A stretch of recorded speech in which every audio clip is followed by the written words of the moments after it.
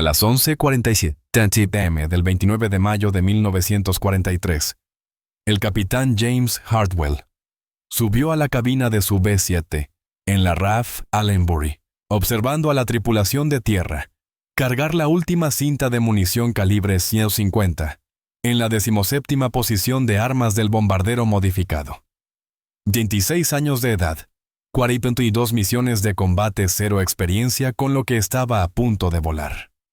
El Goye BT-40 pesaba 400 libras más que cualquier fortaleza voladora que él hubiera tocado. En los 3 meses previos a mayo, la 8ª Fuerza Aérea había perdido 163 B-17 sobre Europa. Sin escoltas de caza de largo alcance, los interceptores alemanes masacraban formaciones de bombarderos en el tramo de regreso desde objetivos en lo profundo del Reich.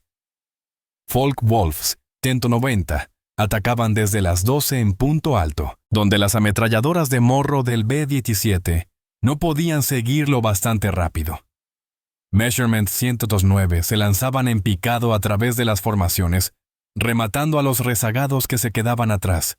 Las tripulaciones lo llamaban el Calvario.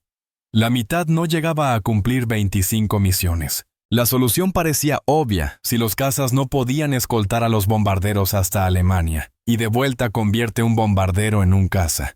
Los ingenieros de la Army Air Forces despojaron de un BTF todo lo que no disparara. Bombas fuera. El puesto del bombardero convertido en una torreta de barbilla doble calibre 50. Una segunda torreta dorsal instalada detrás de la sala de radio. Las ametralladoras simples de cintura sustituidas por montajes dobles. Chick guns añadidas al fuselaje delantero. La capacidad de munición triplicada a 11.275 cartuchos. Placas adicionales de blindaje soldadas en las posiciones de la tripulación. 16 ametralladoras calibre 150 en un solo avión. Lo llamaron WB-40 el Flying Destroyer, el Flying. Douglas Aircraft en Tulsa completó 12 conversiones para marzo. El 92nd Bombardment Group en Allenbury las recibió a inicios de mayo. El coronel William Reed seleccionó 7 tripulaciones para volar la primera prueba de combate. A Hartwell le asignaron el avión 42 Inquiet 338. Su tripulación lo llamó Hedgehog. El peso lo echaba todo a perder. Los BZF estándar ascendían a 20 pies en 25 minutos. El WB-40 necesitaba 48. El mando de control se sentía distinto, más pesado. El comandante de aeronave que lo había probado en Wright Field le dijo a Hartwell que el centro de gravedad quedaba mal con toda esa munición detrás de la bodega de bombas. Pero las armas.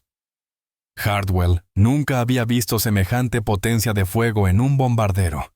La torreta de barbilla por sí sola podía destrozar a un Focke-Wulf antes de que entrara en alcance de tiro. Cada vector de aproximación cubierto, cada ángulo de ataque enfrentado con campos de fuego superpuestos. La orden de misión era simple: escoltar a la formación principal hasta San Nazair, atacar los refugios de submarinos. 7 WB-40 se colocaron en los puntos más vulnerables, Low Squadron Trail Element, en cualquier lugar donde a los cazas alemanes les encantaba cazar. Hartwell arrancó los motores a la 1:25 p.m. Los 4 Wright Cyclones funcionaban suaves. La torre de control los autorizó al despegue a la 1:50. Hedgehog rodó por la pista con otros 168 Bs, siguiéndolo. Hora sobre el objetivo 400 p.m. Si quieres ver cómo rindió el destructor volador de Hartwell contra la Luftwaffe, por favor pulsa me gusta. Cada like nos ayuda a compartir estas innovaciones olvidadas. Y suscríbete. Volvamos con Hartwell. La formación alcanzó la costa francesa a las 3:30. Ráfagas de flak salpicaban el cielo sobre Guernsey. El tráfico de radio confirmó cazas alemanes despegando de aeródromos cerca de Rennes. El ingeniero de vuelo de Hartwell informó que el consumo de combustible iba por encima de lo previsto. El WB-40 quemó más gasolina al ascender a altitud. Sandair apareció entre nubes rotas a las 4:02 p.m., Ali. La formación principal soltó sus bombas y viró a casa. Los B-7F vacíos ascendían más rápido, aceleraban más. Hardwell empujó las palancas de gases hacia adelante. Hedgehog empezó a quedarse atrás. Los B-7 de estándar se alejaban a 160 mph. Hardwell llevaba las palancas a potencia continua máxima. Hedgehog lograba 148. Su ingeniero de vuelo bajó desde la torreta superior. El sargento técnico Paul Morrison, 31 años, 200 horas, manteniendo B-17 antes de la conversión UV-40. Revisó los instrumentos del motor y negó con la cabeza. La temperatura de culata del cilindro número 3 subía a la zona roja. El peso extra y el arrastre hacían que los Cyclone trabajaran más de lo diseñado. Morrison redujo potencia al motor número 3 antes de que se sobrecalentara. Hedgehog bajó a 142 mph. La formación principal estaba ahora a 3 millas por delante. Luego 4. Hardwell podía ver a los otros 6 UV-40 forcejeando en la cola de sus grupos asignados, todos quedándose atrás. El operador de radio llamó desde la cintura. El sargento de Estado Mayor Frank Delaney había avistado estelas a las 4 en punto alto. Cazas alemanes ascendiendo para interceptar. Focke-Wulf 190 de Jag Geschwader 2, con base en Vance. 6 aparatos, quizá 8. Estaban cazando rezagados. Hardwell pulsó el intercom. Todos los artilleros siguieron objetivos. El artillero de la torreta de barbilla informó de buena visibilidad. La torreta esférica giraba suavemente. Ambos artilleros de cintura confirmaron que sus montajes dobles estaban cargados y siguiendo. El primer Focke-Wulf picó desde las 5 en punto a 1200 yardas. El artillero de cola abrió fuego a 800. Las trazadoras caminaron hacia el caza en picado. El piloto alemán viró a la izquierda y trepó alejándose sin disparar. El segundo ataque llegó desde las 11 en punto alto. 2 Focke-Wulfs volaban en formación de persecución. El artillero de la torreta de barbilla siguió al avión líder y disparó una ráfaga de 4 segundos. Las balas calibre 150 cosieron el capó del motor del F-190, de donde comenzó a salir humo negro. El caza se dio vuelta, rodó invertido y se lanzó en picado hacia el canal. Delaney confirmó la baja desde la posición de cintura. El segundo Wolf interrumpió el ataque. Durante 6 minutos, la potencia de fuego del UV-40 funcionó exactamente como se había diseñado. 3 cazas alemanes. Más. Se acercaron 3 ataques más, se rompieron antes de tiempo. Los campos de fuego superpuestos de 16 ametralladoras creaban un muro de plomo que ningún piloto quería atravesar. Pero el Hedgehog seguía perdiendo velocidad. La formación principal estaba ya 6 millas por delante, luego 7. Hardwell apenas podía ver la corriente de bombarderos contra el cielo de la tarde. Morrison informó el estado del combustible. Habían quemado 800 galones más de lo previsto durante el ascenso y el combate. Con esa configuración de potencia tenían 90 minutos para llegar a Alsenbury, mientras que la formación estaría en tierra en 70. Otro par de Focke-Wulfs apareció a las 2 en punto. Estos pilotos no se retiraron. Ya sabían que el UV-40 no podía mantener el paso ni escapar. Los cazas alemanes orbitaban a distancia, esperando que el bombardero se quedara más atrás, aguardando el momento justo para atacar desde múltiples ángulos, simultáneamente. Hardwell volvió a empujar las palancas de gases hacia adelante.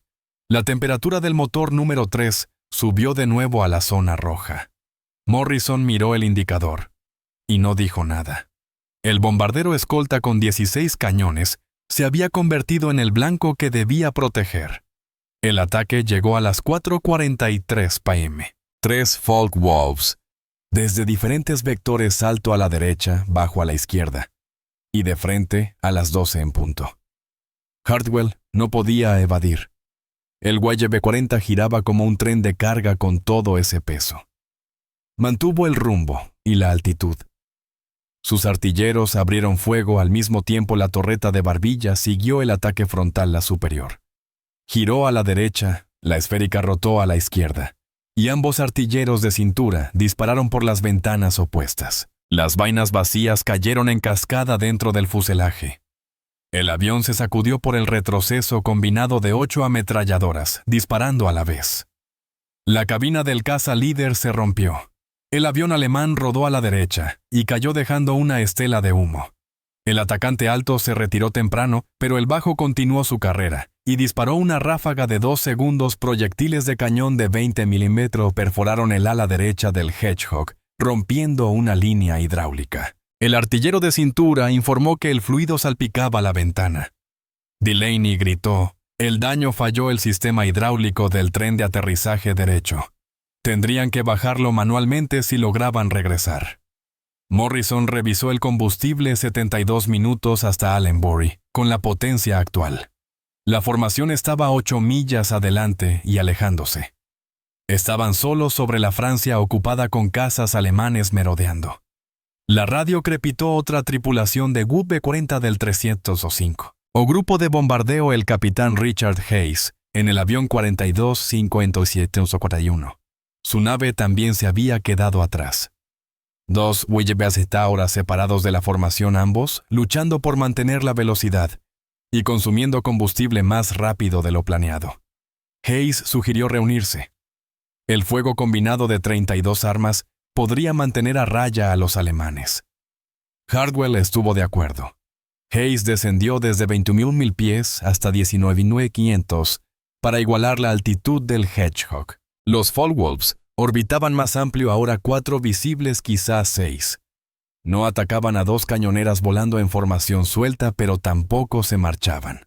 A las 5:07 p.m., Hardwell cruzó la costa francesa saliendo. El canal se extendía gris y vacío debajo 53 millas hasta la costa inglesa, 41 minutos de vuelo a su velocidad actual. El motor número 3 seguía caliente. Morrison ya había reducido la potencia 2 veces. No podrían mantener la altitud mucho más. Hedgehog descendía a través de 19.000 pies, luego 18.800, luego 18.600. Hayes informó por radio que la presión de aceite de su motor número 2 estaba cayendo y redujo potencia para evitar que se trabara. Su Go-50 bajó a 138 pesitia. Ambos aviones luchaban. Ambas tripulaciones observaban los indicadores de combustible acercándose al vacío, esperando que los cazas alemanes no los siguieran sobre el agua. A las 5:22 p.m., 2 Messerschmitt 109 aparecieron a las 6 en punto alto. Habían seguido a los rezagados hasta el canal. Los artilleros de cola cantaron la intercepción alcance 400 yardas y cerrando. Los cazas se lanzaron a través de 18.000 pies. Sus cañones abrieron fuego a 800 yardas. Hardwell no podía trepar, acelerar ni girar lo suficiente para desviar su puntería. El Y-40 se había convertido en un blanco volador con el cielo vacío a su alrededor. El artillero de cola disparó primero. El sargento Raymond Cack, de 24 años, antiguo campeón de tiro con esquí de Cleveland.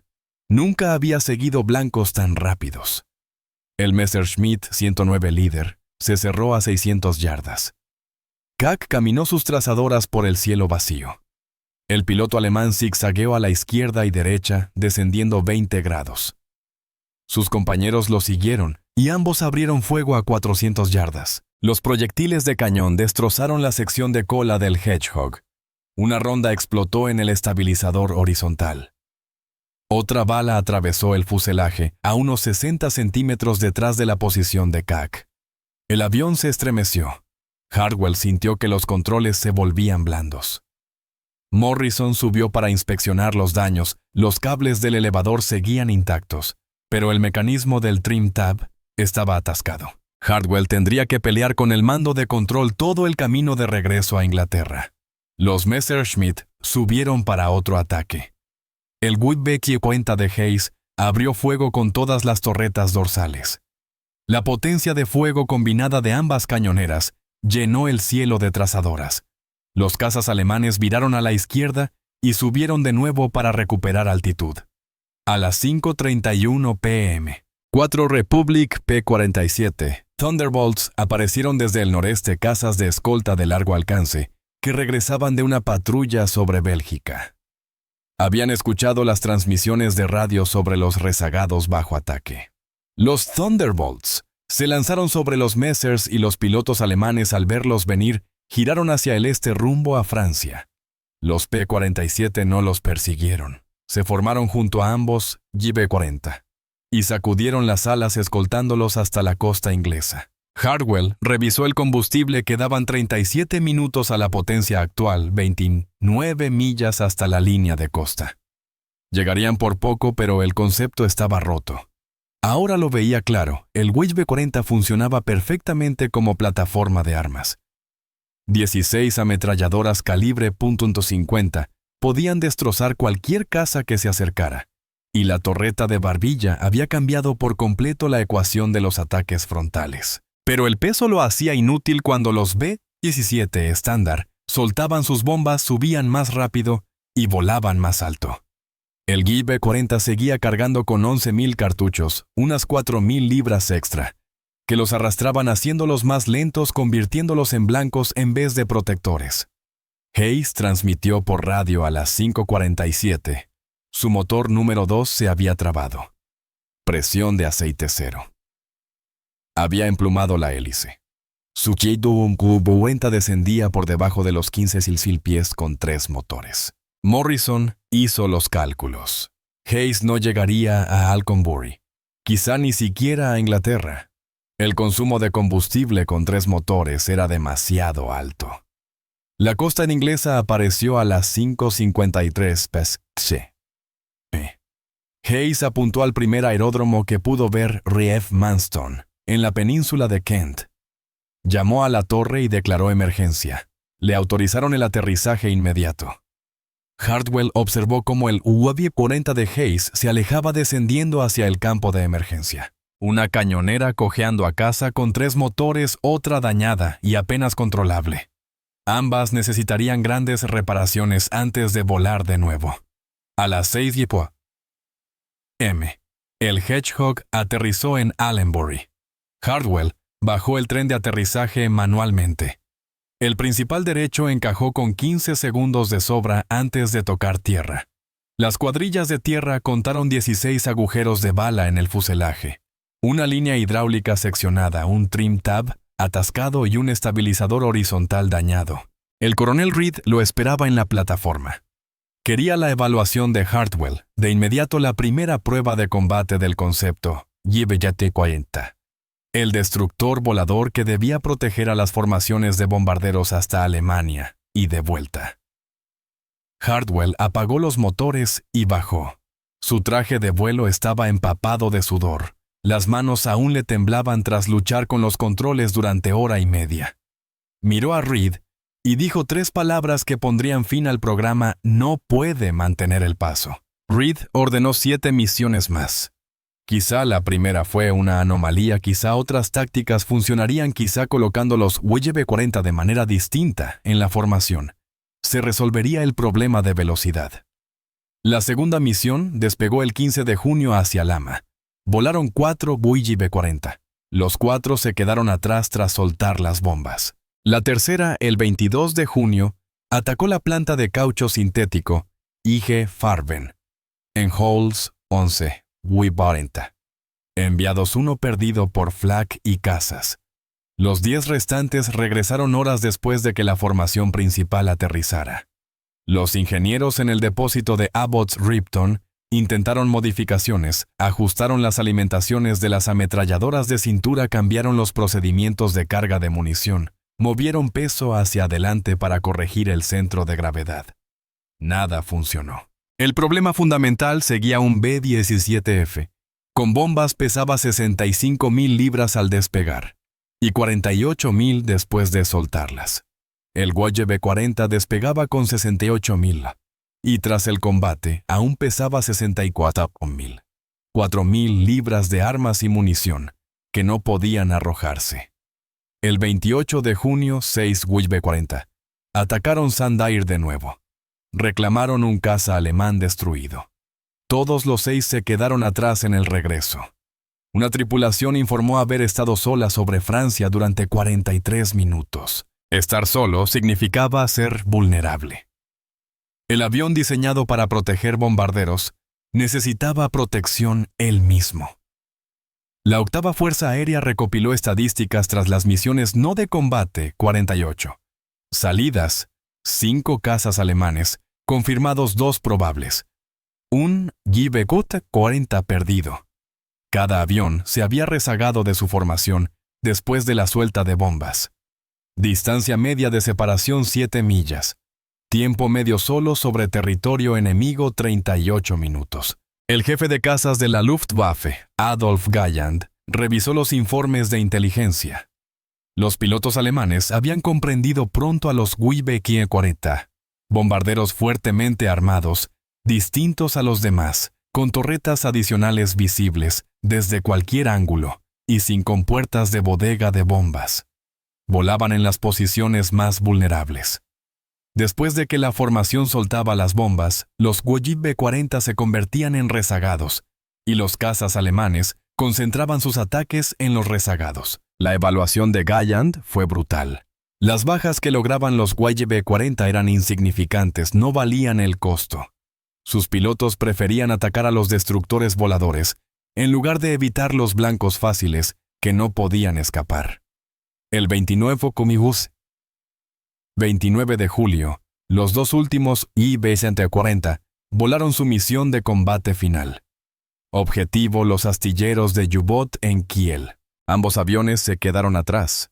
Ambos necesitaron escolta de cazas para llegar a Inglaterra. Y ambos aterrizaron en campos de emergencia antes de alcanzar su base. En agosto, el general Karl Spaatz canceló el programa. Los 12 Gibekut supervivientes regresaron a Estados Unidos en noviembre. La mayoría se convirtieron en entrenadores de artillería, y 4 fueron desmantelados y reconvertidos en bombarderos estándar. El concepto murió tras 3 meses de pruebas en combate. La Fuerza Aérea del Ejército había gastado $469,000 por avión en las conversiones. 12 aparatos, 5 o 6 millones de dólares en un sistema que hizo a los bombarderos más vulnerables en lugar de más seguros.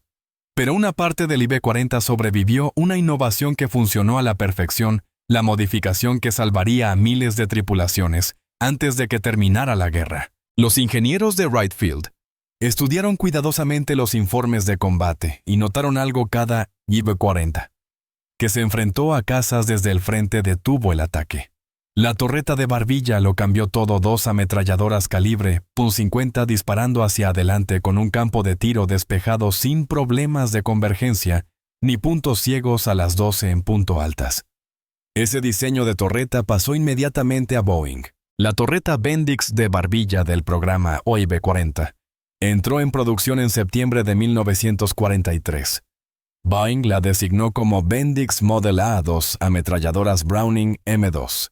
Calibre .50 control remoto desde la posición del bombardero, 300 cartuchos por arma, movimiento eléctrico de giro y elevación.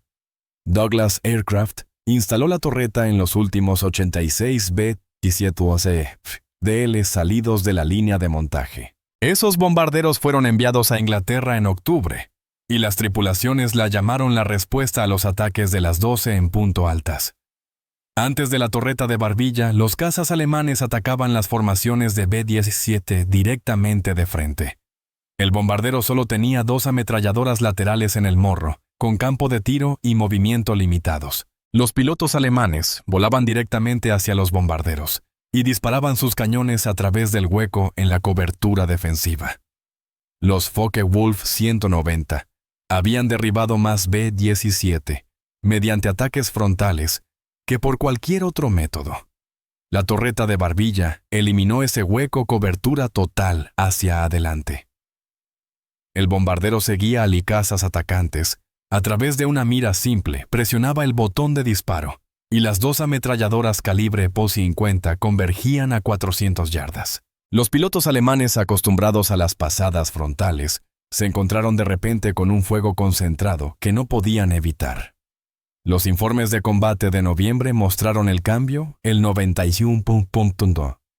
O grupo de bombardeo voló B-17F, equipados con torretas de Barbilla en una misión a Gelsenkirchen. 12 ataques frontales, 10 se rompieron antes de acercarse, los otros 2 recibieron impactos. Un Focke-Wulf confirmado destruido. 0 bombarderos perdidos por ataques frontales. Boeing incorporó la torreta de barbilla en el modelo de producción B-17G. El primer avión salió de la línea en diciembre de 1943. El modelo G se convirtió en la fortaleza voladora definitiva. Las plantas de Boeing en Seattle y Wichita Douglas en Long Beach y Tulsa y Vega en Burbank produjeron B-17G con la torreta estandarizada. La producción aumentó rápidamente, 50 aviones por mes. En enero de 1944, 120 en marzo y 230 en junio. Las fábricas entregaron 880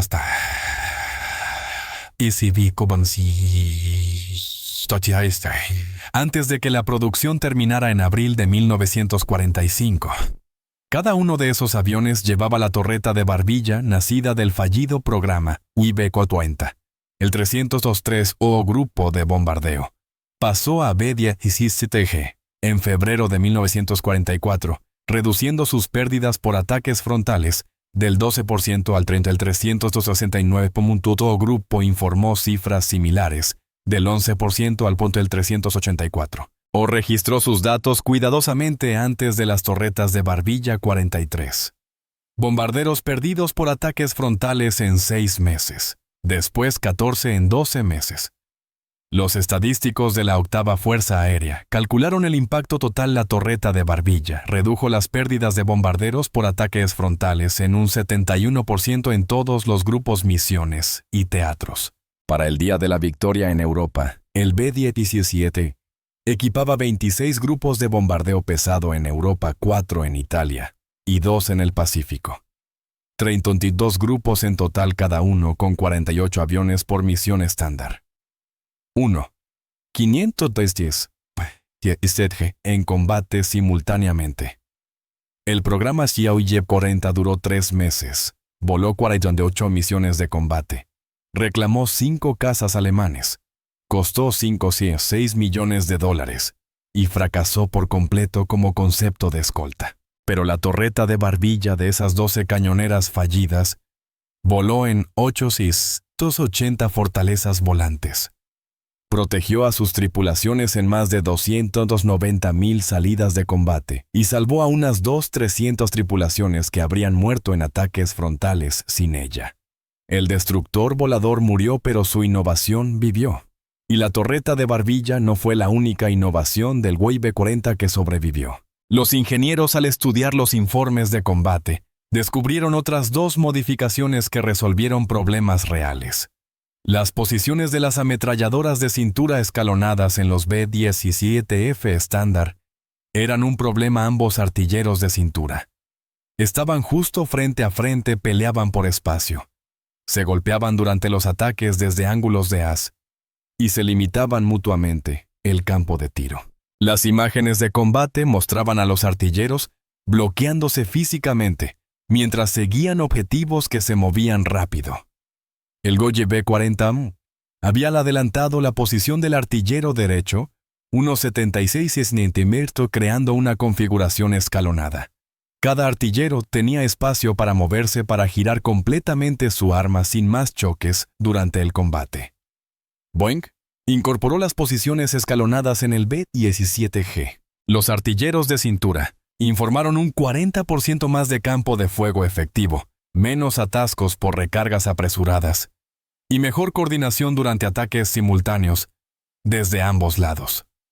El 94O grupo de bombardeo documentó su experiencia antes de las posiciones escalonadas. El tiempo medio de enfrentamiento era de 12 segundos antes de interferirse entre sí. Después, 27 segundos de seguimiento continuo. La tercera mejora surgió del análisis de la posición del artillero de cola del YB-40. El sargento Kac había informado de visibilidad limitada desde la posición de cola estándar durante su misión de combate, ventanillas pequeñas, vista restringida, difícil seguir a los cazas que se aproximaban desde las 6 en punto bajas. La Fuerza Aérea del Ejército contrató al Cheyenne Modification Center en Wyoming para rediseñar esa posición: ventanas más grandes, mejor visibilidad arriba y abajo, montaje de armas mejorado y protección de blindaje reforzada. La llamaron la cola Cheyenne y se volvió estándar en los últimos B-17G de producción. 3 innovaciones de un programa fallido: la torreta de barbilla, las ametralladoras de cintura escalonadas y la cola Cheyenne. Las 3 se incorporaron al B-17G y las 3 salvaron vidas en cada misión hasta el final de la guerra. El capitán James Hartwell voló 16 misiones más en B-17F estándar. Completó su gira de 25 misiones en octubre de 1943, sobrevivió y regresó a Pensilvania. Nunca volvió a volar un UIB-40 después de aquella primera misión a Saint Nazaire. Pero en diciembre regresó a Alconbury como oficial de instrucción. Los primeros B-17G estaban llegando.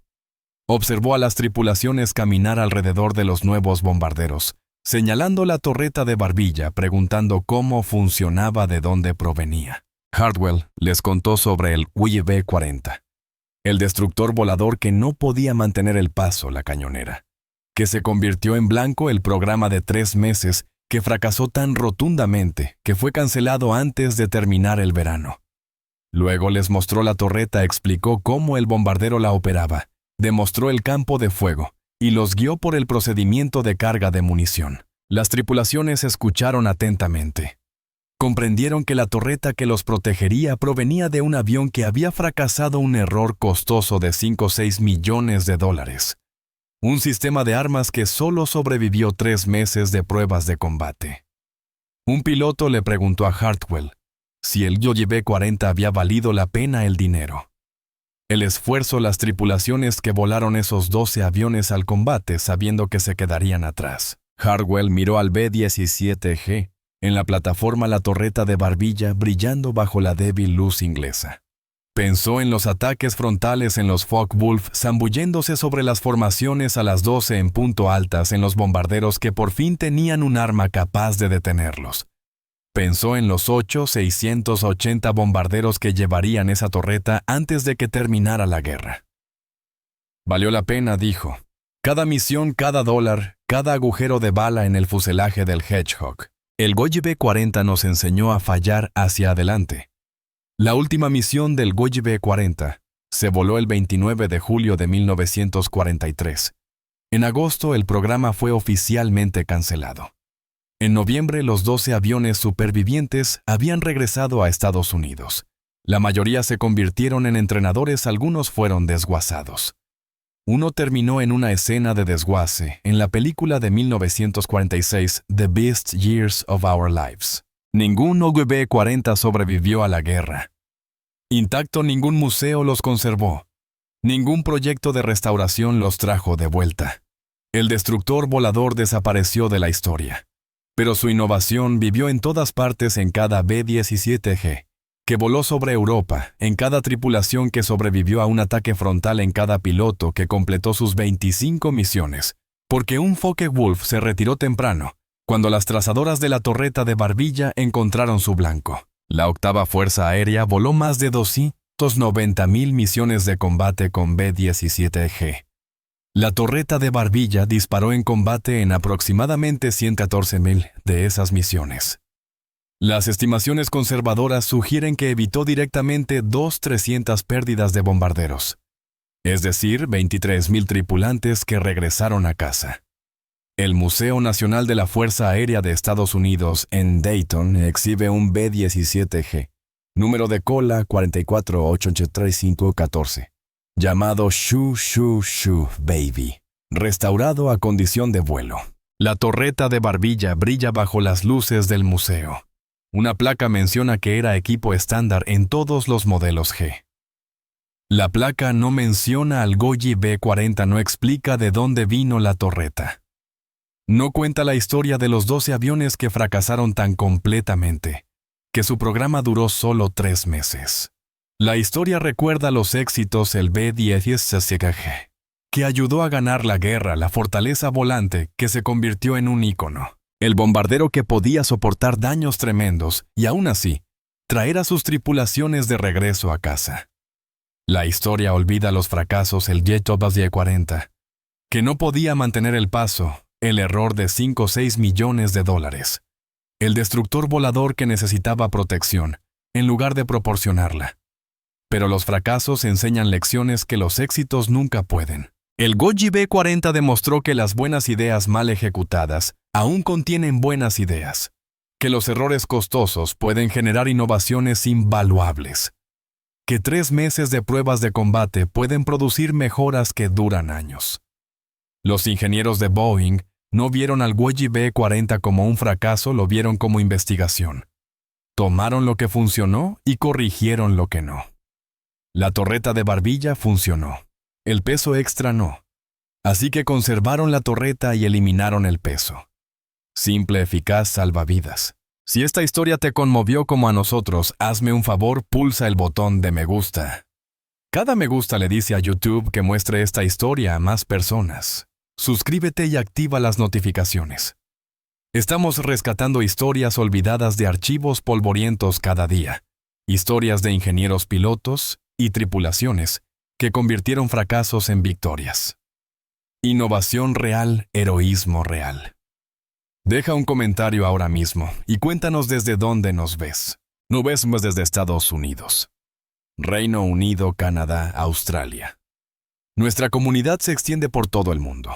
No eres solo un espectador, eres parte de mantener vivas estas memorias. Dinos tu ubicación, dinos si alguien en tu familia sirvió solo, haznoslo saber.